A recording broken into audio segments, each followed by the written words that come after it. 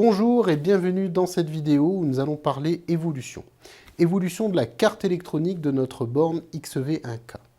On vous a écouté il y a un an, au moment du lancement de la borne de recharge. Vous nous avez fait des remontées en disant ce serait bien d'améliorer telle et telle chose. Nous avons pris en compte vos remarques et je vais vous les présenter aujourd'hui. Au niveau de la borne, ce qui change essentiellement, c'est la carte contrôleur. La carte qui est présente à l'intérieur de la borne de recharge, où on va retrouver maintenant le réglage direct de la puissance via un potentiomètre, l'alimentation directe de la bobine à émission, qui va vous permettre de ne plus ajouter de 2 ampères pour alimenter cette bobine à émission.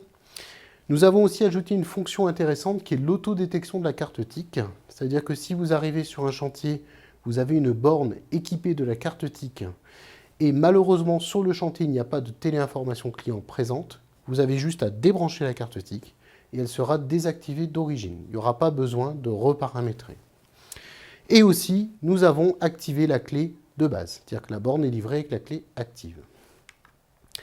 Au niveau de la carte, ce qu'on peut constater, ce qui change, donc comme je vous l'ai dit, on a l'arrivée de la roue codeuse qui permet de régler la puissance, mais aussi des fonctions test, que je détaillerai un peu plus en détail après, et un fusible qui va nous permettre de protéger justement l'alimentation de cette bobine MX, qu'on retrouve dans la borne. J'irai dans le détail tout à l'heure.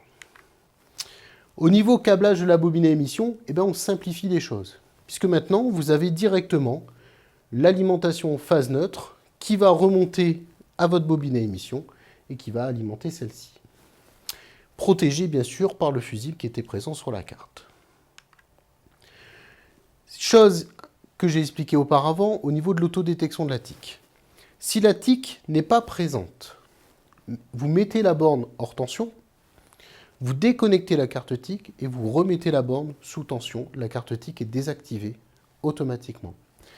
Par contre, à l'inverse, si par exemple sur votre chantier, votre client, entre-temps, entre le moment où vous avez posé la borne de recharge et le moment où vous revenez sur le chantier, a maintenant activé la téléinformation client. Vous procédez de la même méthode, mais à l'inverse, c'est-à-dire que vous coupez la borne, vous reconnectez la carte TIC et vous remettez sous tension la borne. Et la carte TIC est automatiquement revalidée et re-rentre en fonctionnement. La fonctionnalité de base, qui est le réglage de puissance, est maintenant disponible directement via ce fameux potentiomètre qu'on retrouve, cette roue codeuse, qui va nous permettre de régler les différentes puissances avec une fonctionnalité intéressante. Vous avez ici des réglages 10, 13, 16, 20, 25 et 32 ampères. Par contre, vous pouvez toujours régler sur le fichier de configuration la puissance. Et si jamais vous souhaitez régler uniquement par le fichier de configuration, vous placez le potentiomètre sur le chiffre 0 qui donnera la priorité au fichier de configuration. C'est-à-dire que par défaut, la borne est livrée en 0, réglée au maximum de la puissance. Si vous souhaitez le modifier, vous pouvez le modifier. Et si vous repassez sur 0, ça reprend le fichier de configuration. Donc cette fonctionnalité nous fait gagner du temps au niveau de la pause. Ensuite, on a ajouté aussi des fonctionnalités. Pour vous aider, vous nous avez fait la remontée de pouvoir tester la borne, même si on n'a pas aujourd'hui de véhicule électrique. Donc on a ajouté 2 fonctionnalités de test. Une fonctionnalité qui va nous permettre de tester le contacteur et une fonctionnalité qui va nous tester la bobine à émission. Donc grâce à 2 lettres qu'on a ici, donc le A et le B. Si on regarde d'abord la lettre A, c'est le test de la bobine à émission. Rien de plus simple. Vous mettez la borne hors tension, vous débranchez le connecteur de la carte IHM, donc c'est-à-dire la carte qui est en face avant, celle où on retrouve les voyants. Vous mettez la roue codeuse en position A et vous mettez sous tension la borne. À peu près 10 secondes après l'alimentation, la bobine à émission sera alimentée, du coup la borne va se désalimenter, ça vous permet de tester cette fonctionnalité. Idem pour la position B qui correspond au contacteur.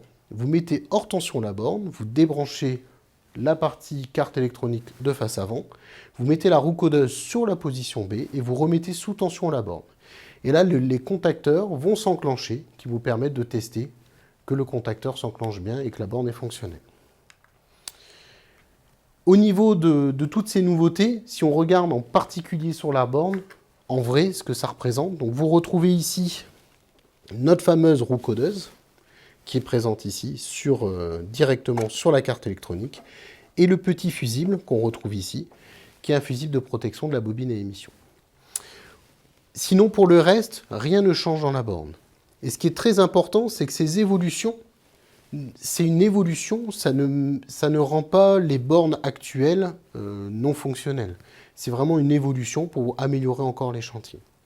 Donc cette amélioration sera implémentée au fur et à mesure, donc ce sera disponible prochainement et ce sera implémenté au fur et à mesure dans les prochaines bornes que vous allez acheter chez votre distributeur de matériel électrique. Chose aussi importante sur l'ensemble de ces bornes, donc la carte TIC présente sur les références d'origine, et si jamais vous achetez une borne sans carte TIC et que vous ajoutez la carte TIC par après, vous aurez les mêmes fonctionnalités. Donc comment reconnaître cette borne? C'est simplement la roue codeuse qui est présente sur la carte électronique. Il n'y a pas de changement de référence.